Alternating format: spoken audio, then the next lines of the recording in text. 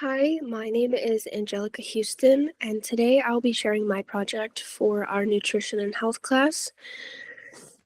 And my topic that I will be sharing on is hospital foods.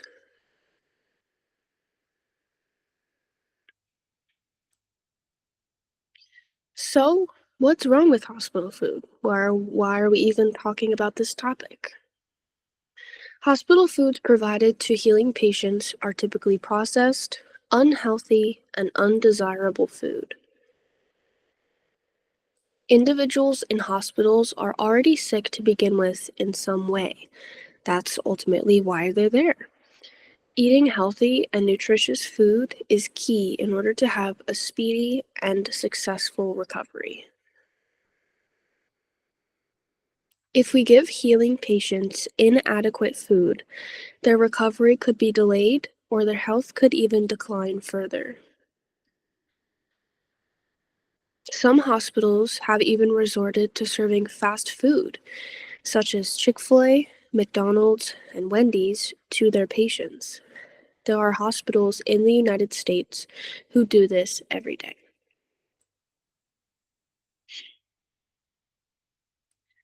Why is healthy food important? Healthy food is important because it ensures that you're in good health and that you are getting sufficient nutrients in your body. Without this, individuals may begin to struggle with recurrent sickness, metabolic issues, numerous diseases, and many other negative side effects. Maintaining a healthy diet ensures that you prevent contraction of communicable diseases. Ultimately, it helps individuals grow, thrive, and maintain sufficient muscle mass.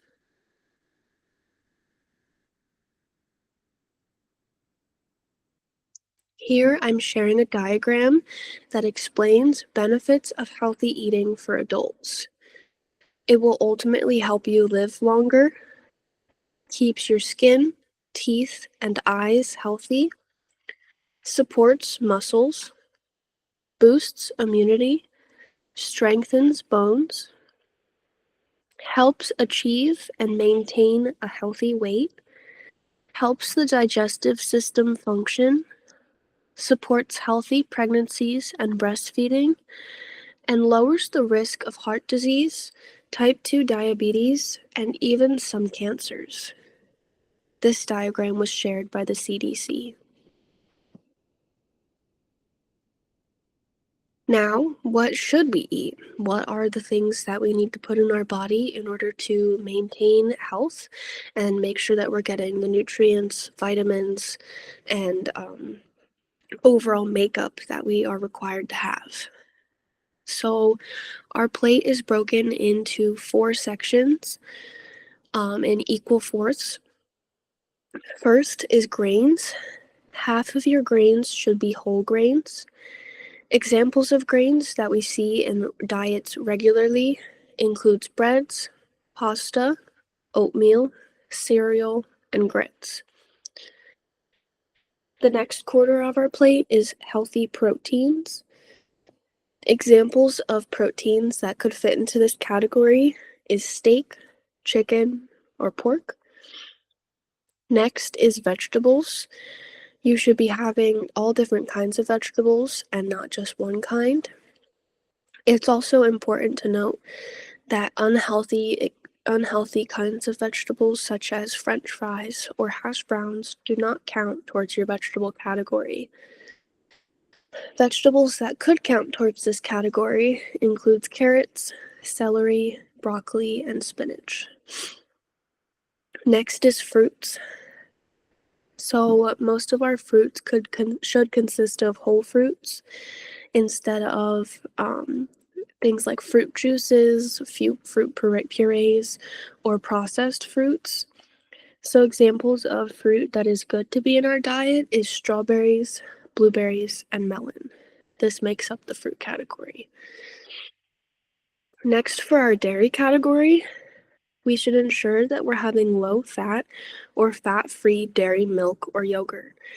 It's also possible to have lactose-free dairy or fortified soy versions. Examples of dairy that could be incorporated into your diet is yogurt, milk, cream, and then, of course, any lactose free or dairy free substitutes.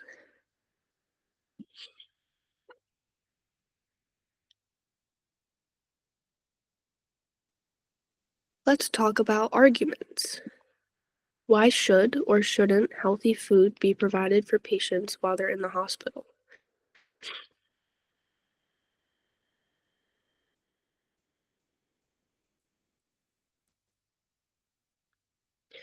On one side, there are more important things that the patient needs, such as proper care from the medical staff, adequate supplies available for their condition, and ensuring that there's enough staff to care for them.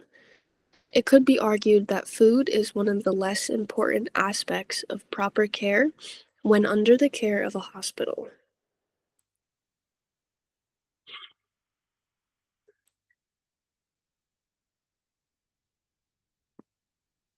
On the other side, proper nutrition is key to a speedy recovery and maintaining overall wellness. If someone is recovering from a medical issue, the most important thing for them is ensuring that their diet is filled with fruits, veggies, grains, proteins, everything that we already previously discussed on the My Plate, as well as all necessary vitamins and nutrients.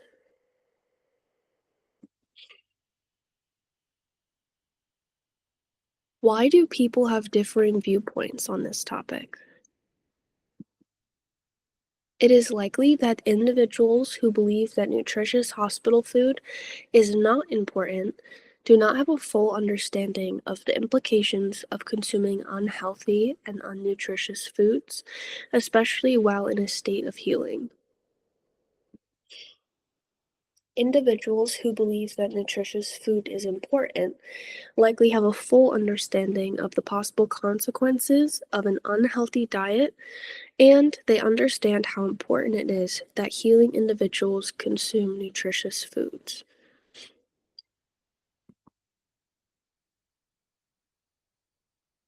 Let's take a look at hospital food around the world.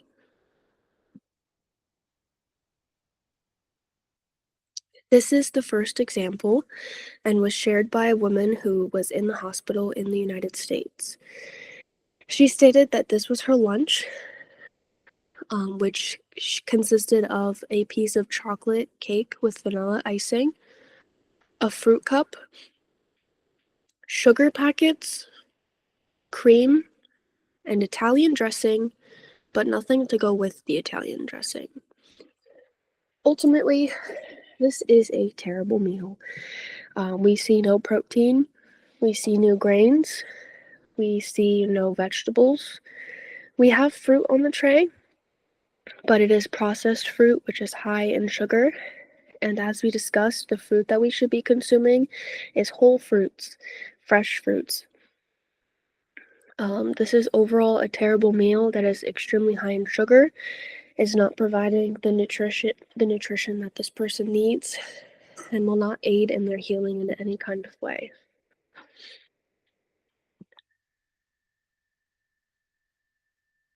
Next is this patient who was staying in a hospital in New Zealand. She received a tea, orange juice, and sandwiches with egg salad, turkey and vegetables, and chicken salad. Overall, I would say that this is better than our previous example because there are protein on the sandwiches, there are grains from the sandwiches. She has a form of fruit from the juice, which could be better substituted with whole fruits, but this is the better example out of the two that we've seen so far.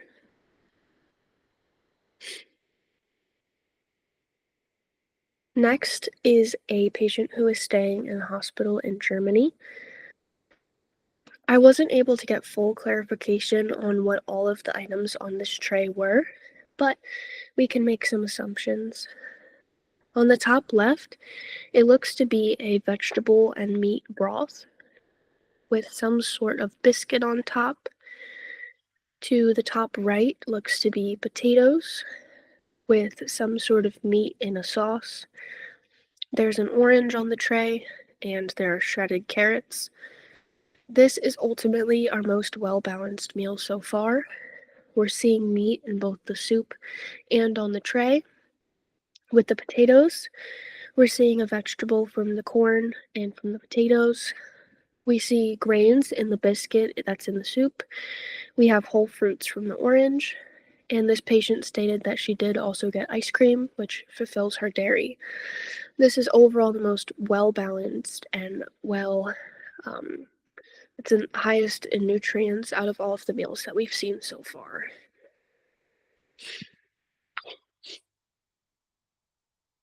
Next, this is a patient who was doing a hospital stay in Canada.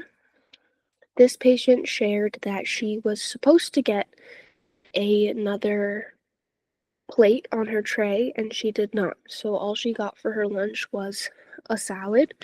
This salad had dressing, lettuce, and a hard-boiled egg. Mm.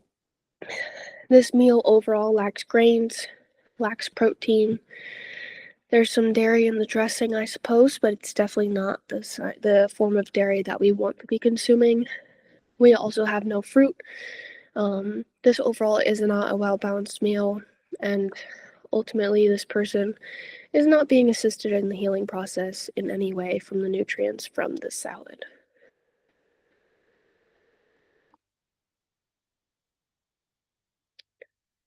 Next, this is an example of a patient who is coming in with a specified diet. This patient shared that she was vegetarian, and this was the option that she was provided for her meal. On the main plate, we see bell peppers, carrots, cherry tomatoes with some sort of dipping sauce. And then she has 3 cups of soup. But she shared that the soup that she received was chicken noodle soup, so she couldn't eat it. So this patient's meal fully consisted of the vegetables that was on the plate, the bell pepper, the carrots, and the tomato. That was all she was provided for lunch. Ultimately, there is no other protein offered, no vegetarian protein options. We can see that through beans. We can see that through things like tofu and soy options that are specifically made for vegetarian individuals. And then we've also evolved to a point where we have fake meats where it tastes like chicken, but it's not actual chicken, or it tastes like beef, and it's not actually beef, which absolutely could have been offered to this patient, but wasn't. This is overall a terrible meal, and there's no nutrients besides the vegetables that she's getting from this meal.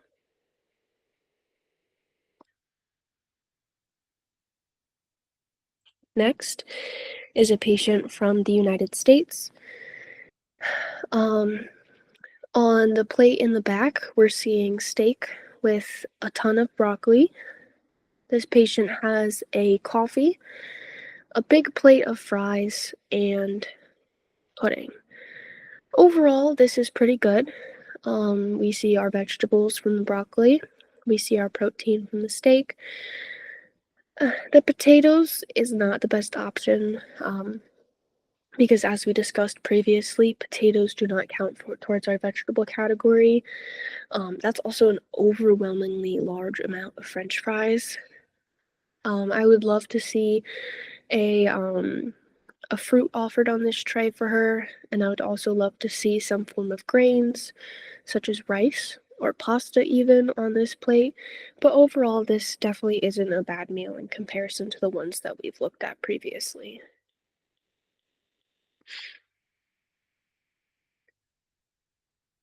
Now we'll be sharing political, clinical, cultural, and social factors that may affect good versus bad hospital foods served to patients in hospital settings. First and foremost, hospital budgets may not allow for higher quality foods to be served to their patients. Funding should be allocated for this by the hospitals to ensure that there is enough money for high quality ingredients and for ingredients that are high in nutrients and fulfill all of the categories on the My Plate that we previously discussed. Hospitals have to feed hundreds of patients every day. Healthy food ultimately takes time to make, and it's possible that hospital staff does not have sufficient time to make the food due to patient volume. I also want to note that I previously worked at a hospital, and our food and nutrition services was constantly struggling to keep staff. Typically, we would have to hand out trays to patients on our own because they did not have staff to do it. So, to think that they don't have enough staff to hand out trays to patients, I doubt that they have adequate staff necessary in order to cook food that is nutritious and healthy. Oftentimes, we would see patients getting incorrect meals or even meals that don't align with the dietary preferences that are set in their chart. And if we wanted to reorder something for that patient in order to get them either a different meal or get their meal corrected, we would first and foremost have a hard time reaching the health and nutrition services because they just wouldn't answer the phone. And then eventually, when we finally do get in contact with them, I would say on average it takes 1 to 3 hours in order for the patient's meal to actually make it onto the unit and into the patient's room. So this is, I mean, it's terrible for the patient because they're hungry, they have to wait for their food, and they're complaining to us. So it ultimately leads one bad thing to the next because this patient isn't getting the nutrients and the food that they need to heal. Also, individuals who eat specific diets may not be offered an option that adheres to their eating habits. This may be vegetarian, this could be kosher, this could be keto. If an option is not offered for them that adheres to their diet, they may not be able to eat all parts of their food, or they may have to pick around certain things, or in the extreme option, they may not be able to eat their meal at all. Timing and components of hospital foods may not coincide with cultural preferences. For example, when I was working at the hospital, we had a patient who her religion only allowed it that she could eat after 7 p.m., but our dinner came around at 3:30 p.m.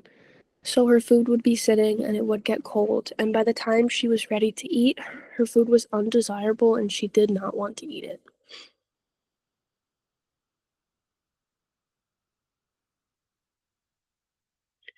Now I'll be sharing ethical considerations. The Physicians Committee for Responsible Medicine is currently advocating for improved hospital foods throughout the country.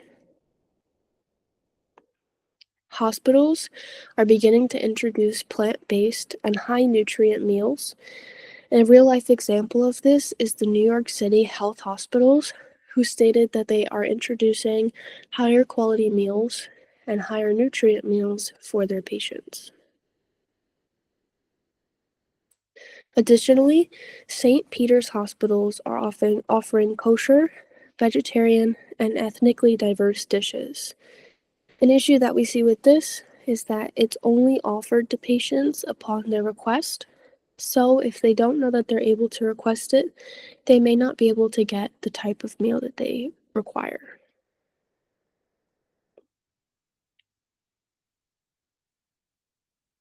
For my conclusion, ultimately, hospital food is processed, unhealthy, and undesirable. It's typically high in sugar and high in fat. Eating healthy and nutritious food is necessary for patients to experience a prompt recovery. Poor diets in hospitals could lead to a patient's condition worsening or an overall decline in their health. Thank you so much for watching.